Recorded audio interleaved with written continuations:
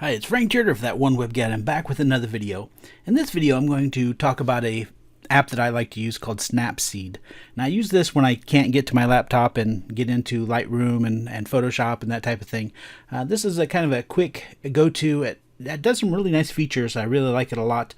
If you're an amateur photographer or just like taking photos with your phone and you can have access to this app, you really will like it, I do believe. Now it looks pretty basic when you first open it up, and you can see here that it's got some options here. The three dots in the top gives you some tutorials, help back and feedback and settings. If you click open, it does the same thing as if you click the plus button in the middle of the screen here. So what I'm going to do is I'm just going to click the plus button, and I'm going to open an app. Open a photo here that I took. There's some of my stickers that I have on my website, one of my websites. I have lots of them. This is a photo that I took recently that I took from the plane, actually, as you can tell. Obviously, that's the wing hanging out there. So we have some different things that we can do here real quick. As you can see over here on the right side of the screen, it's the first time I'm looking at it in landscape mode. I usually just hold it normally. So you can see over here on the right hand side of the screen, we have some different settings like last edits, portrait, smooth, pop, accentuate. In this case, I'm just going to use accentuate. You can see that it'll switch real quick, and it adds some more, it just pops the colors really nicely. So you can see how that comes in handy. You can, as I said, do any of the settings that you prefer there. That's just the quick settings on that. We can, of course, click on the check mark, and we can then go into additional settings. We can click on the pencil tool there, and we can get some other settings here. You can see that we have a lot of different settings from to tune the image. So we could actually come in here and we can go through any of the brightness, contrast, ambiance, shadows, warmth, brightness, as I said, contrast. Once you select the option that you want, you can see it says contrast in the upper left hand corner. We can slide our finger across there and change, oops, what did I do? Contrast, tap the screen, and I can change, if I slide my finger across there, you can see that the colors change. And you can see the bar at the top, it's showing the level. So I have a -38. If I go the other way, it's going to go to a plus, and you can see that the colors really change in depth, or the contrast. You can see how clean it looks, and or if it comes this way, it comes a little bit milkier, as you might say. So you can do those. You have a magic button down there, auto adjust, and it tries to auto adjust the settings there. I'm going to click the X and just go out of there. Again, I'm going to click the pencil tool, and we can see some of the others. So we have, if you're familiar with Photoshop at all, there's some settings here if you want to do the preset settings, or we can just touch the screen and we can use the tool to use the curve balances that we have there. You can add another spot if you want, so you can kind of tweak based on those as well. You know, some people like the curves and being able to balance those. I'm just going to exit out of those so you can see that different feature.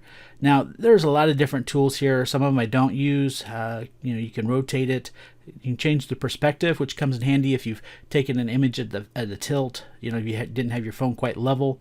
There are some touch-up tools like the healing brush here. So I have the healing on. So we have, there's a few different things. If I wanted to zoom in, I have a speck up here at the top. I don't know exactly what that is. I can actually come in there and I can just paint over it, and I've got rid of the spot. Now it kind of, you have to get really touchy with it though. You can actually see, if I zoom out, you can actually see where that spot was. So I got a little bit carried away. If I just go, if I zoom in and just do a little bitty dot there, it doesn't do it as much. Yeah, I don't get that smudge look. We have some other We have some other options that we can do with that if we wanted to leave it that way. I like to leave the image as close as possible as I can to the original. Just a few tweaks here and there for me.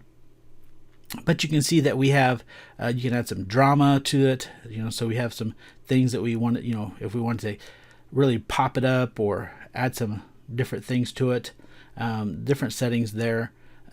Going back to our tool settings here, you can have some tonal contrast. We have some grainy film if you want to make it look like it's different era, or just different textures of film. People like playing with those as well. If you like that, there is a setting here called Grunge. Right here, Grunge. So you can add some grunge levels to it. You can actually change I do believe you can change how grungy it gets, if that's an actual, so you can see the different settings, the different styles and things of that sort. We can also change the size of the grunge. If we want to just grunge part of it, I can zoom in. It changes where the lighting is. You can see as I move around, you can see there's like a little circle there of the lighting.